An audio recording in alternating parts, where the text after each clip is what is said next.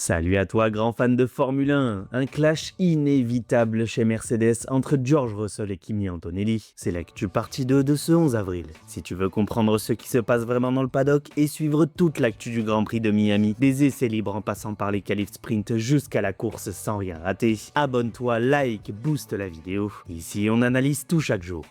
Pour la première actu l'équipe, Eddie Irvine pense qu'un duel pour le titre entre George Russell et Kimi Antonelli chez Mercedes finira forcément par déraper. Pour l'ancien pilote Ferrari, les enjeux sont trop gros pour rester dans une rivalité propre jusqu'au bout. Si les deux pilotes restent au contact toute la saison, la tension montera forcément dans le garage et dans toute l'équipe. Dès sa deuxième saison en Formule 1 chez Mercedes, Kimi Antonelli s'est imposé comme un candidat crédible face à George Russell. L'Italien reste encore parfois un peu derrière le Britannique sur certains détails, mais la vitesse globale et la maturité déjà montrée par le jeune pilote changent clairement la lecture du duo chez Mercedes depuis le début de l'année. Le plus marquant, c'est surtout la régularité de Kimi Antonelli. Malgré son âge, le pilote Mercedes gère bien les courses et transforme déjà ses occasions avec une vraie propreté. Et même si George Russell garde un petit ascendant dans certains moments du week-end, le rendement global du jeune Italien reste assez impressionnant pour nourrir le débat. Après 3 manches, le pilote de 19 ans compte déjà 2 victoires et mène le championnat avec 9 points d'avance. Ce départ donne forcément du poids à son dossier et pousse déjà certains anciens à le voir comme un vrai prétendant au titre. Pour Eddie Irvine, ce que montre Kimi Antonelli depuis Melbourne dépasse déjà clairement la simple promesse du jeune pilote.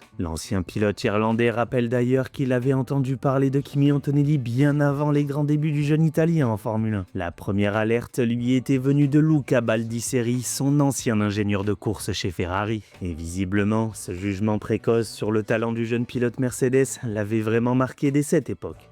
J'ai entendu parler de lui pour la première fois par Luca Baldisseri, qui était mon ingénieur de course chez Ferrari. Et quand quelqu'un comme lui vous parle d'un jeune pilote avec ce niveau de conviction, vous écoutez forcément très vite. Luca Baldisseri me l'a décrit comme un talent extraordinaire après l'avoir vu dans les formules de promotion. Et il ne parlait pas d'un simple espoir intéressant, mais d'un garçon capable d'aller très haut presque tout de suite, avec une forme de naturel qu'on ne rencontre pas souvent à cet âge. Je dois admettre qu'il avait raison, parce que ce que montre déjà Kimi Antonelli au plus haut niveau confirme ce jugement avec une lecture de course, un calme et une maîtrise qui ne ressemble pas du tout à ceux d'un pilote de 19 ans aujourd'hui. Eddie Irvine insiste aussi sur l'importance de cette émergence pour l'Italien. Le pays n'avait plus vraiment vu arriver un pilote de ce calibre depuis longtemps, et voir un Italien capable de se battre si vite devant redonne forcément une dimension particulière au début de saison de Kimi Antonelli, surtout dans un championnat où Mercedes est déjà au centre du jeu. Pour l'ancien pilote Ferrari, Kimi Antonelli est donc bien un vrai candidat au titre, même s'il refuse encore de prédire comment la saison va évoluer. 3 courses ne suffisent pas pour figer la hiérarchie, mais elles suffisent déjà à faire comprendre que le pilote Mercedes n'est plus seulement un jeune pilote à observer, et que le talent pur de l'Italien est bien réel. Cela faisait longtemps que l'Italie n'avait pas eu un pilote de ce calibre, et je pense que c'est aussi pour ça que ce début de saison a une portée particulière au-delà du seul cas Mercedes. Kimi est un vrai prétendant au titre, même s'il est encore trop tôt pour prédire comment la saison va évoluer, parce qu'il reste beaucoup de courses et beaucoup de pièges dans un championnat aussi long, avec des voitures que tout le monde continue encore à comprendre et à optimiser week-end après week-end. Mais ce que montre déjà l'Italien est suffisant pour comprendre qu'on ne parle plus simplement d'un jeune très prometteur. On parle d'un pilote capable de marquer gros, de rester propre sous pression et de se placer tout de suite dans une vraie lutte pour le titre. Jusqu'ici, la relation entre George Russell et Kimi Antonelli reste saine. Le Britannique garde encore l'image du leader naturel dans l'équipe et rien ne laisse voir une fracture ouverte entre les deux côtés du garage. Mais ce type d'équilibre tient souvent tant qu'une hiérarchie claire existe encore, même légèrement dans la lecture des rôles chez Mercedes. Mais le gros problème, c'est que la dynamique peut vite changer si l'écart se réduit encore. À mesure que le jeune Italien continue de prendre du poids dans l'équipe et au championnat, George Russell ne pourra plus s'appuyer seulement sur le statut ou sur l'expérience, et pour Eddie Irvine, c'est précisément à ce moment-là que la tension peut grimper d'un cran très vite. Les luttes internes pour le titre ont souvent donné lieu à des incidents en Formule 1, et je ne vois aucune raison pour que Mercedes s'échappe à ce scénario si George Russell et Kimi Antonelli restent au coude à coude pendant toute la saison. Quand 2 pilotes de la même équipe commencent à sentir que le championnat peut se jouer entre eux, l'ambiance change presque toujours, même si le discours public reste calme au début, car la nature même de ce sport finit par faire monter la température à mesure que les points deviennent plus précieux et que chaque détail prend un poids énorme. C'est pour cela que je ne regarde pas seulement seulement leur relation actuelle, je regarde surtout ce qu'elle deviendra quand chaque duel comptera vraiment et que chaque point pourra peser sur le titre. Au passage, on vise les 36 000 abonnés avant le 1er mai, donc si tu veux faire partie de l'aventure et suivre toute la saison avec nous, pense à t'abonner. Pour Eddie Irvine, la vraie question n'est donc pas de savoir si cela arrivera, mais seulement à quel moment. Dès que la bataille se durcira vraiment, Mercedes pourrait revivre un scénario très classique en Formule 1. Une rivalité interne commence souvent sous contrôle, puis glisse peu à peu vers quelque chose de beaucoup plus difficile à contenir pour l'équipe, n'en déplaise à un certain Lewis Hamilton et à un Nico Rosberg. Dans cette lecture, Toto Wolff aura forcément une marge très limitée. Si les deux pilotes évoluent à un niveau très proche et que chacun peut légitimement viser le titre, il deviendra presque impossible d'imposer des consignes d'équipe sans casser l'équilibre du garage. Et c'est justement ce que rend la situation potentiellement explosive du point de vue d'Eddie Irvine.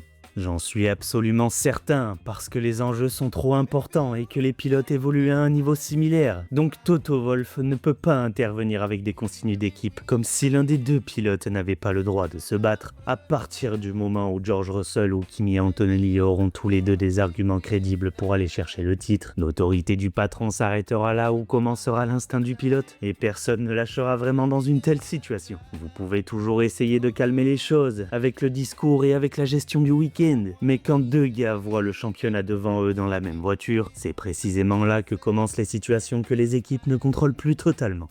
Pour appuyer sur son analyse, Eddie Irvine rappelle que Toto Wolff a déjà connu des situations beaucoup plus lourdes dans le passé. Le patron de Mercedes n'arrive pas dans ce type de duel sans expérience. Il sait très bien ce que peut devenir une bataille interne pour le titre quand deux pilotes de très haut niveau cessent peu à peu de se voir comme de simples équipiers, et ça peut tirer au drame. L'ancien pilote pense d'abord au face-à-face entre Lewis Hamilton et Nico Rosberg. Cette rivalité a laissé des traces profondes dans le garage Mercedes et dans leurs relations personnelles. Et ce précédent reste forcément dans un coin de la mémoire collective de l'équipe, parce qu'il montre à quelle vitesse une bataille sportive peut devenir une cassure humaine très profonde et très durable.